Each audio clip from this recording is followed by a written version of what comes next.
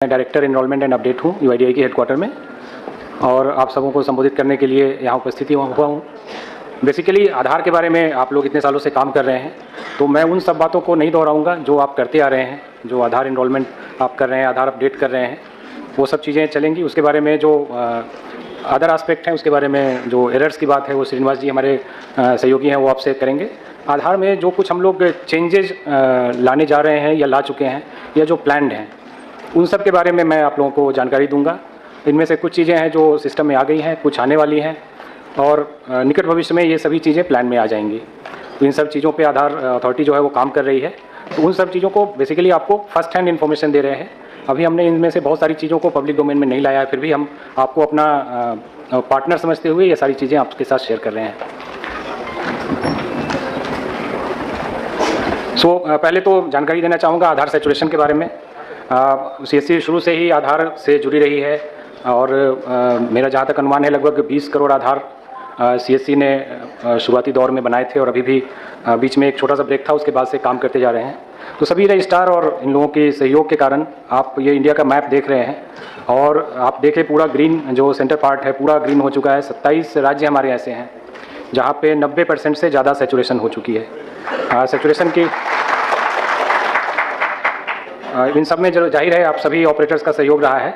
और सैचुरेशन की जब हम बात करते हैं तो हम अपना प्रोजेक्टेड पॉपुलेशन जो आरजीआई बताता है, इनफैक्ट आरजीआई की सेंसस 2011 में हुई थी, उसके बाद से 2021 की सेंसस की रिपोर्ट अभी नहीं आई है, कोरोना के कारण जो डिले है, बट उन्होंने एक प्रोजेक्टेड पॉपुलेशन हमें बताया हुआ है। उस प्रोजेक्टेड पॉपुलेशन से जब हम आधार की तुलना करते हैं, इसके साथ ही हम लाइव आधार और आधार जनरेटेड ये कॉन्सेप्ट होता है। आधार जो जनरेट होते आ रहे हैं हर साल, हमने ये अभी फ़िलहाल नहीं किया है कि हमने जो एक्चुअल डेथ रिकॉर्ड्स हैं उसको माइनस किया हो, बट हर साल की जो आरजीआई की प्रोजेक्टेड डेथ रेट है अराउंड 7.2 पर 1000, उसके हिसाब से हम हर साल काउंटिंग में के पर्पज़ से आधार को थोड़ा कम करके, और हमने एक लाइव आधार बोला हुआ है। सो आज 135 करोड़ आधार में लगभग 129 करोड़ लाइव आधार हैं, और जो आरजीआई की प्रोजेक्टेड पॉपुलेशन है उससे जब हम तुलना करते हैं तो हम ये सैचुरेशन बताते हैं। सिर्फ कुछ राज्य हैं जहाँ पे सैचुरेशन कम है, जिसको हम बोलते हैं कि 90 से कम है। बिहार, सिक्किम, जम्मू एंड कश्मीर, अरुणाचल, असम और मणिपुर, ये राज्य वैसे हैं जहाँ पे 80 से 90% की सैचुरेशन है। और सिर्फ 3 राज्य या यूटी हैं जो 60 से 80% वाले ब्रैकेट में हैं। कुछ इशूज़ हैं, लोकल इशूज़ हैं, उन सब के कारण है, लेकिन यहाँ पे भी ज़ोर शोर से काम चल रहा है। ओवरऑल पैन इंडिया अगर बोले तो एडल्ट पॉपुलेशन हमारा 100% कवर हो चुका है। जो आरजीआई की पॉपुलेशन फिगर है उससे 100% हम आधार बना चुके हैं। ये भी मैं लाइव आधार की बात कर रहा हूँ, ग्रॉस आधार की बात नहीं कर रहा हूँ। ओवरऑल सैचुरेशन अराउंड 94% है अगर इंडिया की पॉपुलेशन के हिसाब से देखें। जो हमारा जैसा सीओ सर ने भी बताया कि 0 to 5 एज ग्रुप में हमारा सैचुरेशन सिर्फ 34% है। और ये चूँकि नए बर्थ एवरी ईयर होते हैं तो एवरी ईयर ये शॉर्टफॉल यहाँ पे बना रहता है, और ज़्यादा अब अगर नए आधार की बात है तो काम करने की ज़रूरत 0 to 5 एज ग्रुप में ही है। फिलहाल हम लोग लगभग 4 करोड़ नए आधार बना रहे हैं, आगे की डाटा मैं दिखाऊंगा, और 16 करोड़ अपडेट कर रहे हैं। मोबाइल की सैचुरेशन आधार में एक बहुत प्राइम रिक्वायरमेंट होती है, और मोबाइल अब ऐसा हो गया है कि वो गांव-गांव में, शहर-शहर में हर व्यक्ति के पास पहुंचने लगा है। हमारे 95 करोड़ आधार में मोबाइल शामिल है। अभी भी लगभग 40 करोड़ आधार में हमें मोबाइल जोड़ने की ज़रूरत है। एक और है जो मैंडेटरी बायोमेट्रिक अपडेट की बात है, वो अभी लगभग 5 करोड़ पर ईयर हो रहे हैं। इसके बारे में भी आगे छोटी सी जानकारी दूंगा आपको। ये हमारा कंपैरिजन है year wise enrollment and update का। तो जैसा कि आप जानते हैं 2010 में पहला आधार इशू हुआ था, और 2011-12 से ये फुल फ्लेज्ड पूरी स्पीड से चल पड़ा, और आने वाले 5 साल में यानी 2015-16 तक, 2016 की अप्रैल, आई थिंक 3 अप्रैल थी, जिस दिन हम लोगों ने अनाउंस किया कि हमने 1 बिलियन आधार, 100 करोड़ आधार बना दिए हैं। उसके बाद से इनफैक्ट एक विज्ञान भवन नहीं, मैं एक और लोकेशन थी, मैं भूल रहा हूँ, वहाँ पे मंत्री महोदय ने ये अनाउंसमेंट करी थी कि आज हम लोगों ने 100 करोड़ आधार बना लिया है। उसके बाद से नए आधार बनने की गति कम हुई, जाहिर है पॉपुलेशन हम कवर करते जा रहे थे। और फिलहाल जो पिछले 2 साल में आप डाटा देख रहे हैं कि थोड़ा ज़्यादा है। 18-19 और 19-20 में लगभग 2-2.5 करोड़ के बीच में एवरेज था। 20-21 और 21-22 में जो नंबर्स हैं वो 22-23 में भी हैं। ये बेसिकली असम और मेघालय स्टेट, यहाँ पे आधार बनाने की प्रक्रिया शुरू नहीं हुई थी, कुछ इशू थे लोकल एनआरसी वगैरह के। तो 2020-21 में इस काम को वहाँ पे भी लागू किया गया। तो 20-21, 21-22 और इस साल भी वहाँ काफ़ी ज़ोर शोर से काम चला। और जैसा कि आपको मैं बता चुका हूँ पिछली स्लाइड में, सॉरी आइए, पिछली स्लाइड में कि असम की सैचुरेशन जो है वो 80 to 90 में आ चुकी है और मेघालय अभी 60 to 80 में है। तो इस तरह से आगे चल के नए आधार का काम और भी थोड़ा कम ही होगा, क्योंकि सिर्फ 0 to 5 की पॉपुलेशन को कम करेंगे, लेकिन अपडेट का काम लगातार बढ़ता जा रहा है। पिछले 2017-18 से 20-21 तक आप देखें तो फ्लैट 9 करोड़ के आसपास अपडेट था, लेकिन 21-22 में ये 16 करोड़ हुआ। इस साल भी जो डाटा है वो उम्मीद है कि ये 16 करोड़ के आसपास रहेगा और आगे और बढ़ने के चांसेस हैं। अगला एक नया काम आधार के पास आधार होल्डर्स के लिए हम लोगों ने शुरू किया है, जिसको डॉक्यूमेंट अपडेट बोलते हैं। इसके बारे में विशेष चर्चा हमारे अगले अतिथि श्री संजय रौतेला जी करेंगे, विस्तार से करेंगे। यहाँ पे मैं बेसिकली इसको शॉर्ट में ये बताना चाहता हूँ कि जैसा कि आपने पिछली स्लाइड में देखा कि जो अपडेट हुए हैं लगभग 60 करोड़ अपडेट हुए हैं, जबकि आधार 135 करोड़ बना है। तो अगर हम ये भी मान लें कि एक आधार में एक ही अपडेट हुए हैं, तो भी 75 करोड़ आधार ऐसे हैं जिनमें कोई अपडेट नहीं हुआ है। और जाहिर है कि बहुत सारे हमारी जनसंख्या है जो गाँव में रहती है, तो वहाँ पे कोई अपडेट की ज़रूरत नहीं है। उनका जो एक एड्रेस है वो परमानेंट एड्रेस होता है और उसमें कोई चेंज नहीं होता है। नाम, उम्र, जेंडर और एड्रेस, यही 4 चीज़ें हम लेते हैं। अगर इन 4 में कोई चेंज नहीं है तो कोई अपडेट की ज़रूरत नहीं है उनको। लेकिन हम लोग चाह रहे हैं कि जिन लोगों के आधार 10 साल से ज़्यादा पुराने हो गए हैं, वो कम से कम एक बार, अगर उनके एड्रेस या डेमोग्राफिक्स में कोई चेंज नहीं हुआ है, फिर भी वो एक अपडेट हमारे साथ करें और अपनी रिसेंट प्रूफ ऑफ आइडेंटिटी और प्रूफ ऑफ एड्रेस डॉक्यूमेंट जमा करें, ताकि उनके आधार को हम रीवैलिडेट कर सकें, उनके आधार को हम दोबारा से ये जान सकें कि हाँ वो आधार बनवाए थे और स्टिल वो सिस्टम में हैं और उनकी ये नई डॉक्यूमेंट्स हैं हमारे पास। तो जैसा कि आप देखेंगे, अब 10 साल पुराने आधार को अपडेट करने की बात है, तो 2011-12 के जो 15 करोड़ आधार हैं उनके लिए ये टाइम पूरा हो चुका है। 2012-13 में फिर से 15 करोड़ आधार बने थे, तो हम लोग अभी नवंबर में हैं और दिसंबर, अगले 4 महीने में ये 15 करोड़ आधार भी ड्यू हो जाएंगे अपडेट करने के लिए। और उसके आने वाले 1 साल और में लगभग 30 करोड़ आधार बने थे। सो आने वाले 16 महीने में लगभग 60 करोड़ आधार हैं जो इस प्रक्रिया के लिए एलिजिबल हो जाएंगे कि उनका डॉक्यूमेंट एक बार अपडेट किया जा सके। ये पूरे आधार इकोसिस्टम के लिए बहुत बड़ी चुनौती है कि हमें लगभग अगले आने वाले 16 महीने में 60 करोड़ आधार अपडेट करने हैं। इसके लिए बड़े पैमाने पे हम मीडिया कैंपेन कर रहे हैं। आप लोगों को भी आज कुछ पैम्पलेट दिया गया होगा। तो जिनके आधार में कोई डेमोग्राफिक चेंज नहीं भी है, तो भी उन्हें एक डॉक्यूमेंट हमारे पास सबमिट करना है। चलिए, इसकी जानकारी हमारे सहयोगी बताएंगे आपको। इस पर मैं और ज़्यादा विशेष अभी नहीं बताता हूँ, आगे बढ़ता हूँ। अगली प्रक्रिया है चाइल्ड इनरोलमेंट की प्रक्रिया। बच्चों के जो हम इनरोलमेंट करते हैं, तो 0 to 5 के बच्चों के हम फिंगरप्रिंट कैप्चर नहीं करते हैं। उस समय हम सिर्फ उनकी फ़ोटोग्राफ लेते हैं, उनके माता पिता में से किसी एक का आधार लेते हैं और उनकी ऑथेंटिकेशन करते हैं, मतलब उनकी फिंगरप्रिंट माता पिता की लेते हैं।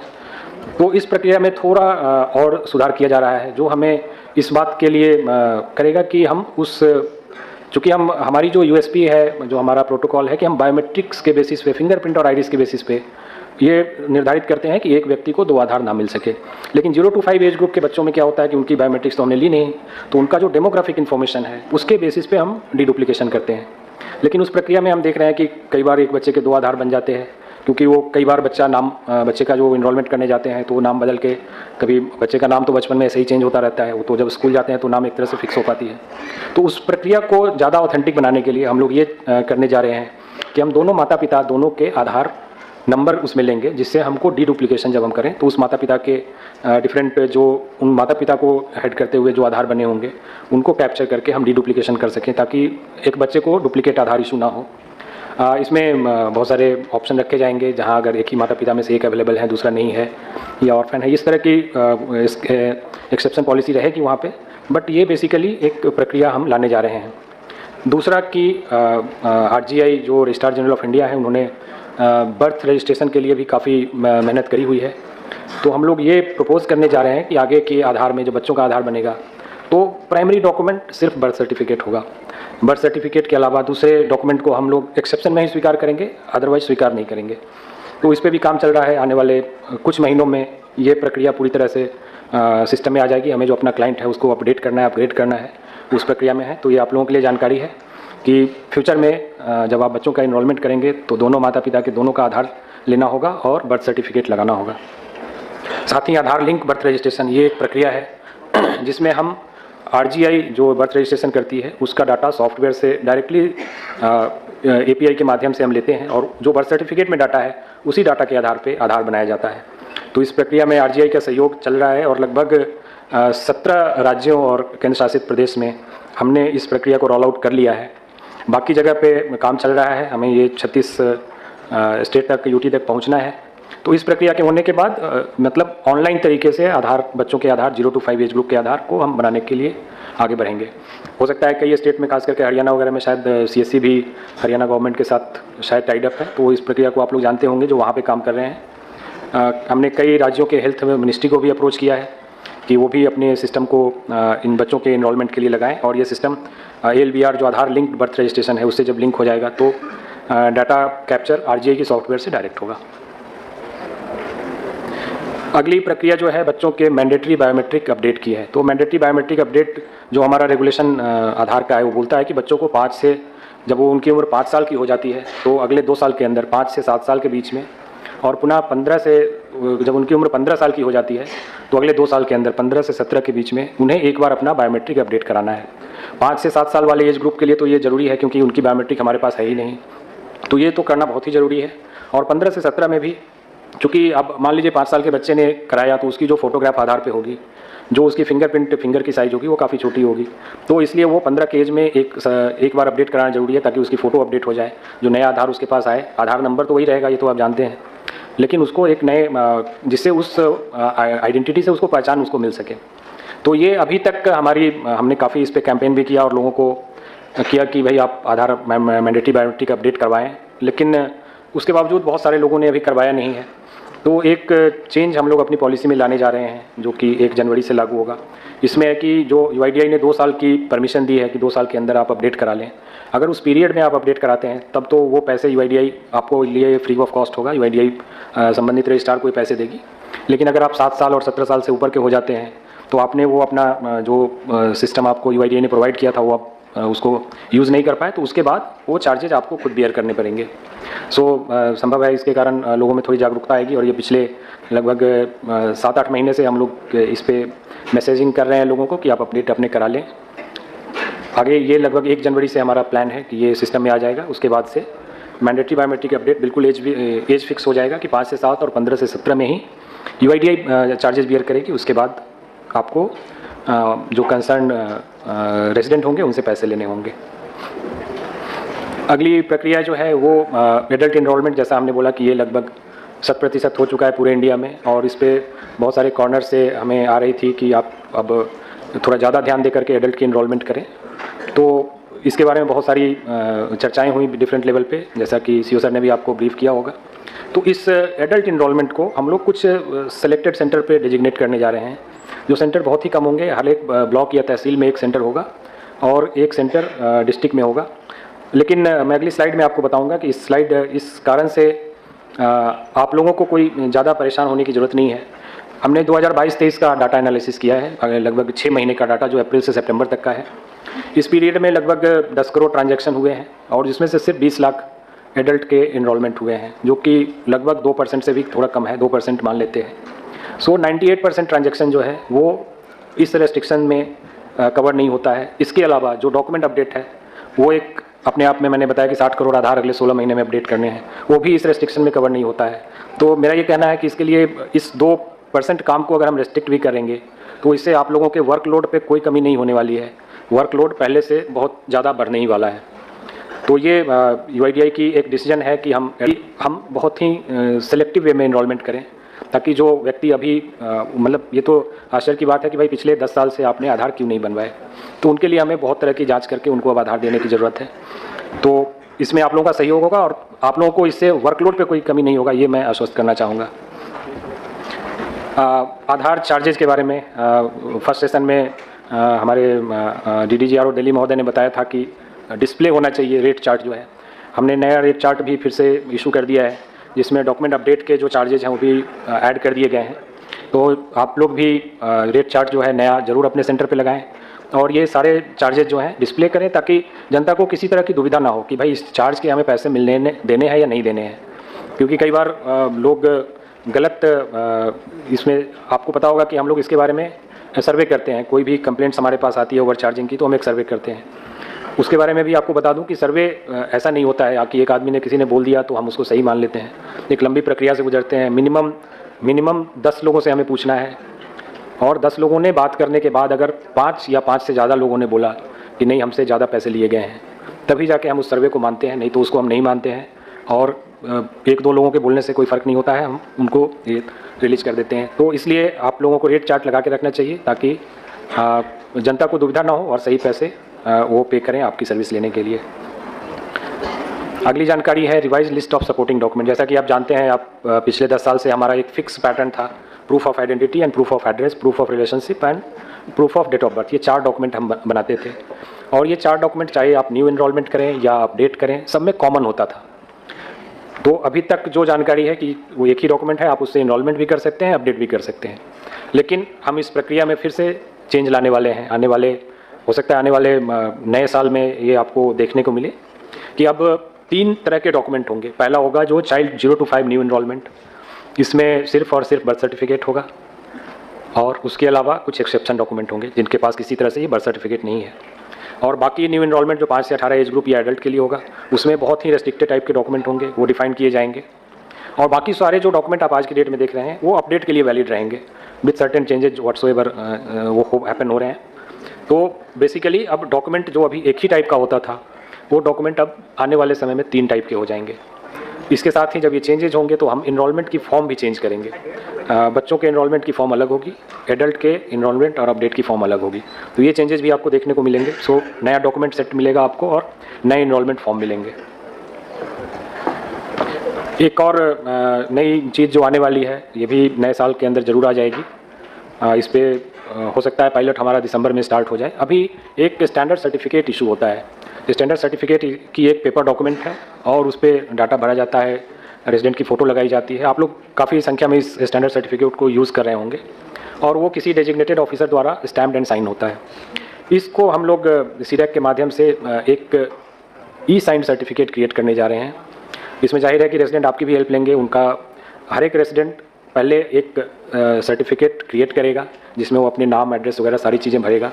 इसमें फ़ायदा ऑपरेटर के लिए ये होने वाला है कि प्रेजेंट सिनेरियो में जो सर्टिफिकेट होता है वो हाथ से भरा होता है, तो कहीं भी कोई करेक्शन होने से फिर वो एक डुबियस डॉक्यूमेंट में आता है, रिजेक्ट हो जाता है। यहाँ पे सारी चीज़ें इलेक्ट्रॉनिकली टाइप्ड होंगी और उसके बाद वो जो ऑफिसर, डेजिग्नेटेड ऑफिसर हैं जो इसको इशू करेंगे, उनके पास जाएगा।